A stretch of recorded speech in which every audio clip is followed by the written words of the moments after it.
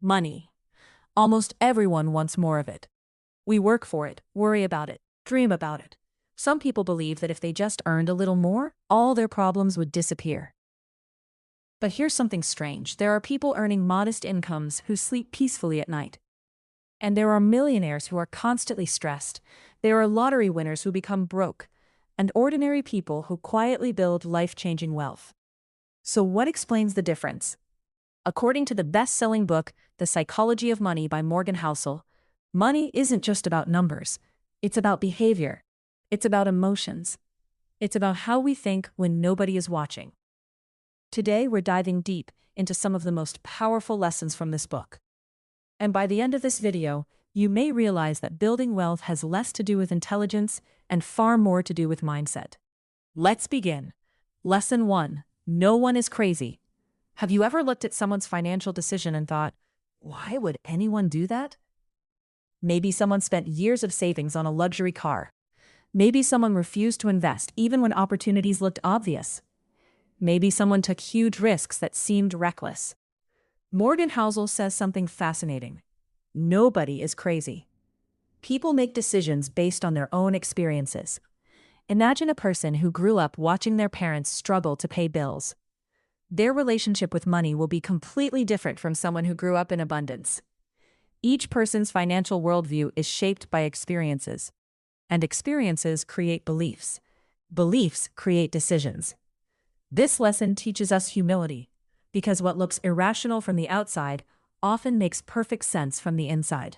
And once you understand that behavior matters more than intelligence, another important question appears. Why do some people make millions, yet still end up losing everything? Lesson 2. Getting rich is different from staying rich. Making money is exciting. Keeping money is difficult. History is filled with successful athletes, entrepreneurs, and celebrities who earned enormous fortunes. Yet many eventually went bankrupt. Why? Because getting rich often requires optimism, risk-taking, confidence. But staying rich requires something completely different: humility, discipline, patience, the willingness to stop when enough is enough. One lucky opportunity can make someone rich, but only consistent behavior keeps them wealthy. The world celebrates people who make money, but true wealth often belongs to those who know how to protect it. Lesson 3. The magic of compounding. Imagine planting a tree. The first few days, nothing happens. The first few weeks, still nothing. Months pass. The growth seems invisible. Then one day, you notice a small sprout. Years later, that tiny seed becomes a giant tree. Compounding works the same way. Small efforts repeated consistently produce extraordinary outcomes.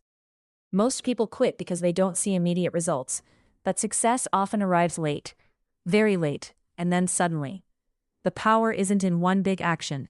It's in thousands of small actions accumulating over time. This is true for money, it's true for health, it's true for relationships, and it's true for life. Lesson 4. Wealth is what you don't see. Social media has changed how people view success. We see luxury vacations, expensive cars, beautiful houses, designer clothing, and we assume those things represent wealth. But Morgan Housel argues otherwise. Those things represent spending, not necessarily wealth. Wealth is hidden. It's the money saved, the investments growing quietly, the financial security nobody notices. Imagine two people. One spends everything to look successful. The other saves and invests quietly.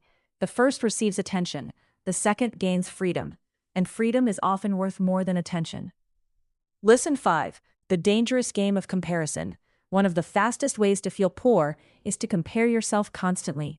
There will always be someone richer, someone more successful, someone with a bigger house, a newer phone, a better car.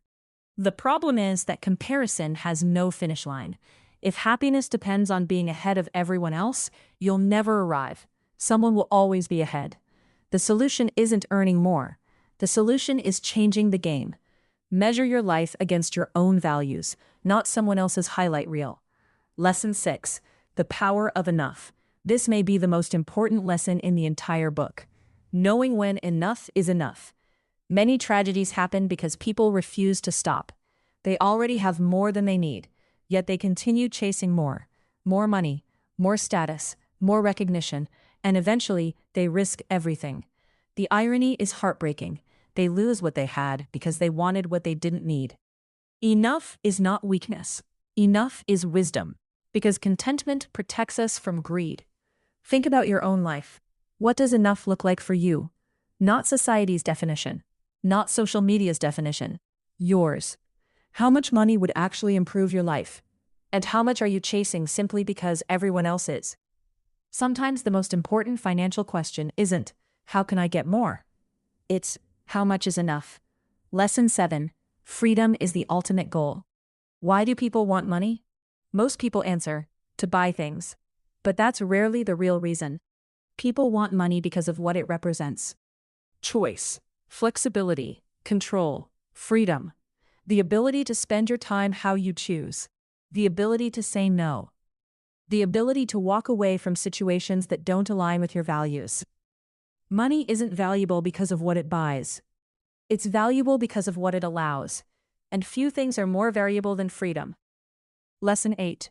Prepare for the unexpected. Life is unpredictable, no matter how carefully we plan. Unexpected challenges appear, jobs disappear, economies change, emergencies happen. That's why smart people leave room for uncertainty. They don't plan for perfect conditions, they prepare for imperfect ones. A financial cushion may seem boring, but boring often wins. Because survival matters. You can't benefit from future opportunities if today's crisis wipes you out. Lesson 9. Money should help you sleep. Many people optimize everything. Higher returns, more profits, bigger risks. But there's a question that's often ignored. Can you sleep peacefully? Because the best financial strategy is not necessarily the one that earns the most money. It's the one you can follow consistently. The one that doesn't fill your life with anxiety. Peace of mind has value, and often it's worth more than a few extra percentage points of return. The biggest lesson of all, the biggest lesson from this book is simple. Financial success isn't mainly about intelligence. It's about behavior. You don't need to be a genius. You don't need to predict the future. You don't need to be perfect. You need patience, discipline, humility, and the ability to make good decisions repeatedly. Small decisions, ordinary decisions, boring decisions. Those are often the decisions that create extraordinary lives. At the beginning of this video, I said that money isn't just about numbers. Now you know why. Because behind every financial decision, there is a human being with fears, dreams, emotions, and experiences. The psychology of money reminds us that wealth isn't about showing off. It's not about winning a competition. It's not about impressing strangers. Real wealth is freedom. Real wealth is peace. Real wealth is having enough. So as you leave this video, remember, you don't need to be the richest person in the room. You simply need to build a life that allows you to wake up each day feeling secure, content, and free. And that might be the greatest investment of all. If you enjoyed this summary, subscribe to @nonreader Cheatcode for more best-selling book lessons, life-changing ideas, and insights from books you don't have time to read. Until next time, keep learning, keep growing, and keep investing in yourself.